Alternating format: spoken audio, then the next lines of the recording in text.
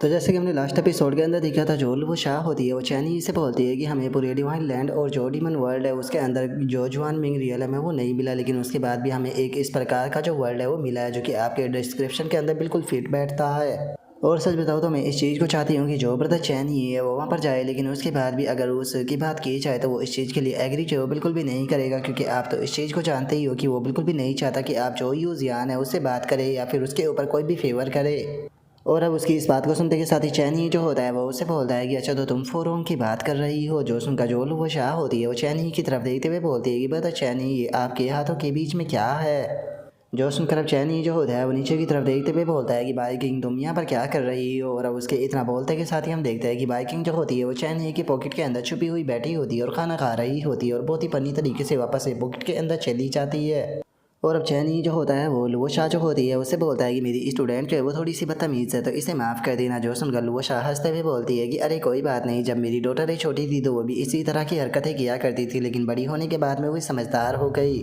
लेकिन चलो हम लोग जो है वो वापस से जो मेन पॉइंट है उसके ऊपर जो है वो आते हैं, जिस वर्ल्ड के बारे में आपको मैंने बताया। हम लोगों ने बाहर से उसकी फ़ोटो जो है वो ली थी और अब इतना बोलते के साथ ही वो अपने पास से एक फैदर निकाल कर चैनी को दे देती है। जिसके बाद में अब चैनी जो होता है वो भी जो वो मेमोरी होती है उसे देखने लगता है और उस मेमोरी को देखने के बाद में चैनी जो होता है वो लुओसा से पूछता है कि क्या ये एक नया वर्ल्ड है। जो सुनकर लुओसा जो होती है वो चैनी को बताती है कि शुरू में हम लोगों को भी ऐसा ही लगा था, जिसके बाद में हमने इस वर्ल्ड की इन्वेस्टिगेशन करना शुरू किया और हमें पता चला कि ये कोई न्यू वर्ल्ड नहीं है।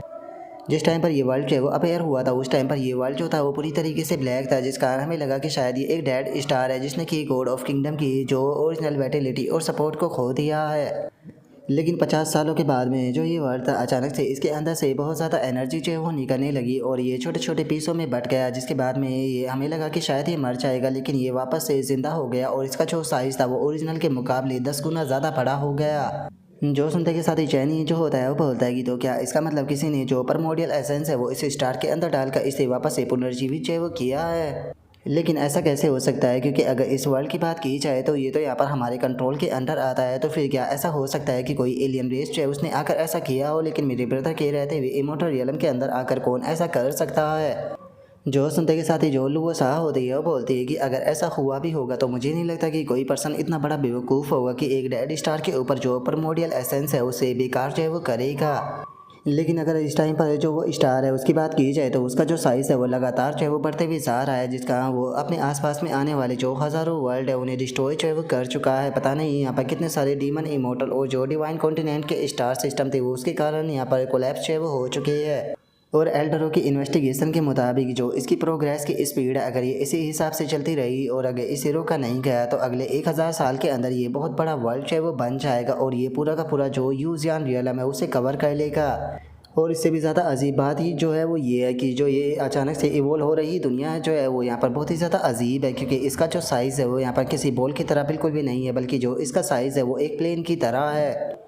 जो सुनते के साथ ही चैनी जो होता है वो भी थोड़ा सा हैरान रह जाता है, हैरान होते हुए बोलता है कि क्या उसका साइज़ किसी प्लेन की तरह है।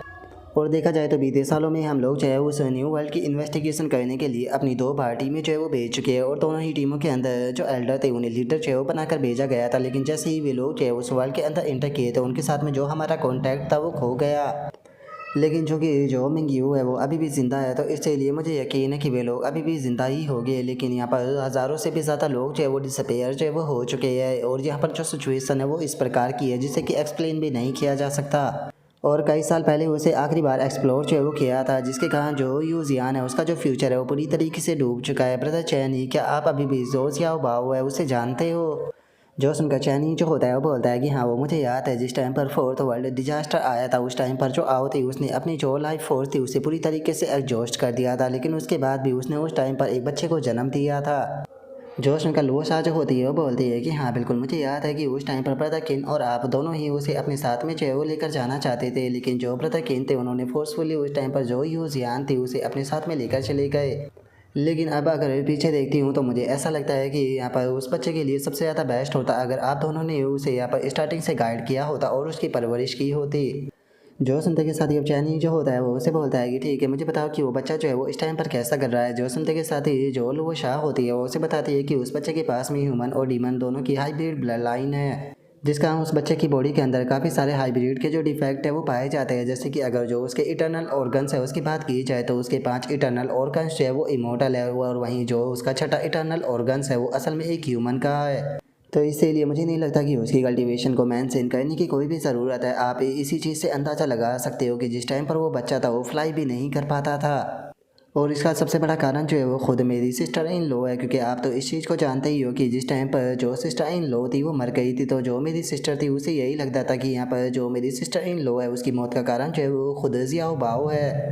यही कारण है कि जो मेरी सिस्टर थी वो जियाओ बाओ से बहुत ज़्यादा नफरत करने लगी। वो उसे बिल्कुल भी पसंद जो है वो नहीं करती थी, इसीलिए मैंने ही जो जियाओ बाओ है उसका ध्यान रखा है। जियाओ भाव की जो फिजिकल कंडीशन है वो बहुत ज़्यादा ही कमज़ोर है, जिसका वो सही से कल्टीवेट भी नहीं कर सकता। और मेरी सिस्टर इन लोगों के मर जाने के बाद में जो मेरा ब्रदर था उसने ना ही शादी की और ना ही कोई दूसरा बच्चा बनाया। जिसका जो क्लैन था उसने यहाँ पर फू फैमिली से बिल्कुल गिव अप जो है वो कर दिया, और वे जो बाकी की 3 फैमिली थी उनके बच्चों को बढ़ा जो है वो करने लगी ताकि उन्हें इनहेरिटेंस जो है वो दी जा सके।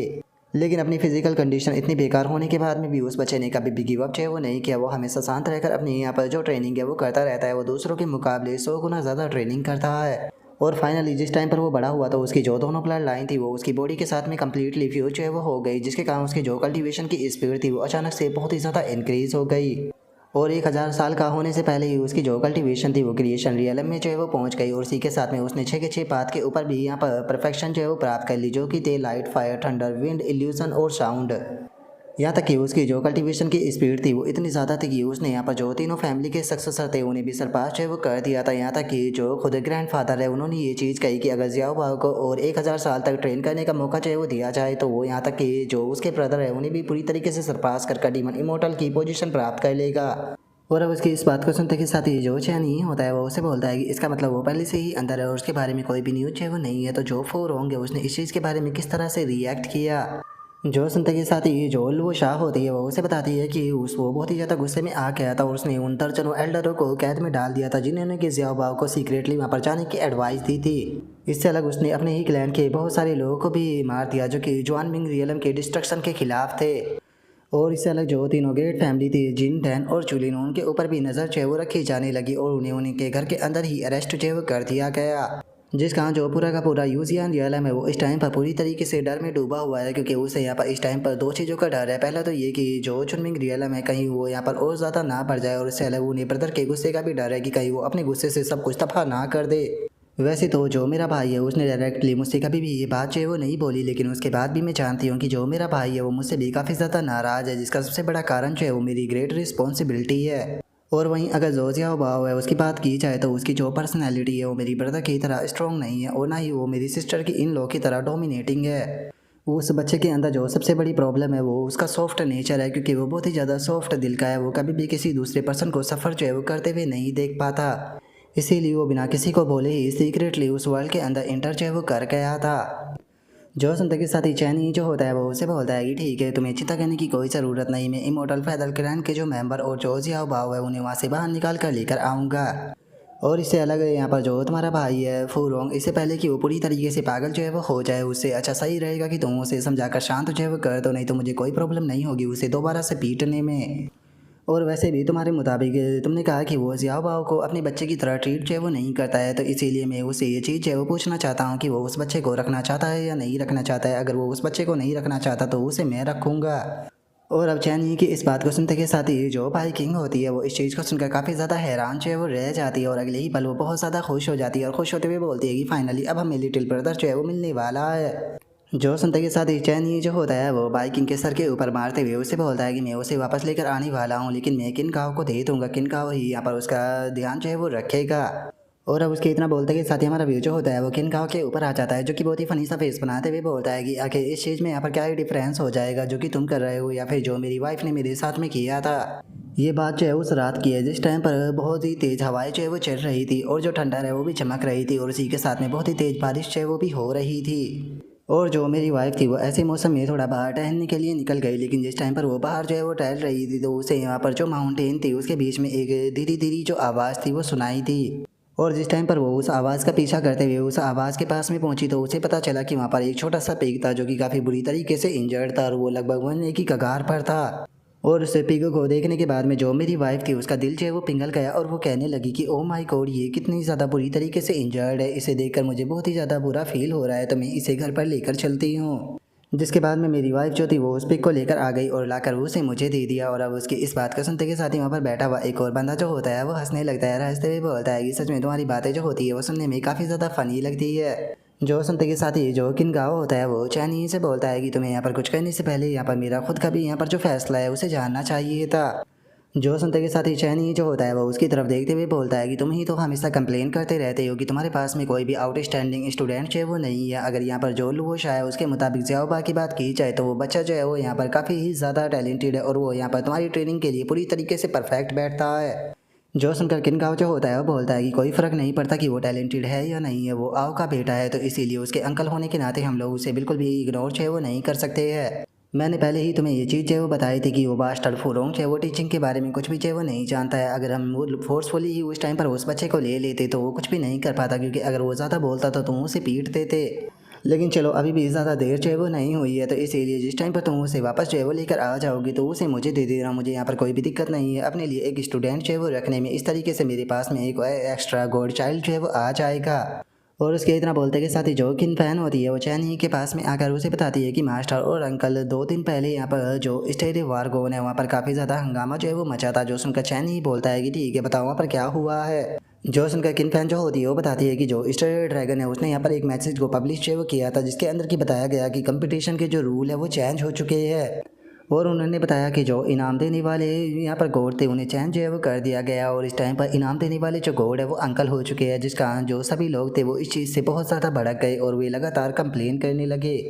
जो सुनकर किनगाव जो होता है वो बोलता है कि सच में शैन फैंग काफ़ी अच्छी तरीके से चीज़ों को संभाल लेती है, और वैसे भी ये रूमर है तो ज़्यादा ध्यान देने की कोई ज़रूरत नहीं है। और जो तुम्हारे मास्टर है वो डिसाइपल को एक्सेप्ट करने के लिए जाने वाले हैं, इसीलिए ये चीज़ जो है वो की गई है। क्योंकि अगर चैन जो है वो सही टाइम पर वापस जो है वो आ जाता है तो वो खुद अवार्ड को दे देगा, लेकिन अगर वो नहीं आता है तो उसकी जगह मैं ले लूँगा। और अब उसके इतना बोलते के साथ ही जो चैन ही होता है वो किन फैन जो होता ही है उससे बोलता है कि ठीक है तुम्हें इस मैटर के बारे में ज़्यादा चिंता करने की ज़रूरत नहीं है, तुम लोगों को बस अभी के टाइम पर कंपटीशन के ऊपर फोकस करना है। और अब इतना बोलकर जो चैन ही होता है वो चैन किंग से बोलता है कि और चैन किंग मैं चाहता हूँ कि तुम खाना खाने के बाद में जो जियाओ नैन है उसे जाकर एक बार चेक कर लेना कि क्या वो परफाउंड रियलम पर जो है वो पहुँच चुकी है। अगर उसने परफाउंड रियलम पर ब्रेक थ्रू कर लिया है तो ठीक है, लेकिन अगर उसने अभी तक परफाउंड रियलम पर ब्रेक थ्रू जो है वो नहीं किया है तो उसे थोड़ा डांटना और उसे बोलना कि उसे जल्दी से ब्रेक थ्रू जो है वो करना है, क्योंकि कल हम लोग जो है वो यहाँ से निकलने वाले हैं। और चैनी के इतना बोलते के साथ ही हमारा व्यू जो होता है वो वहाँ पर जियाओ नैन के ऊपर आ जाता है, जो कि बैठे हुए अपनी जो कल्टीवेशन होती है उसे कर रही होती है।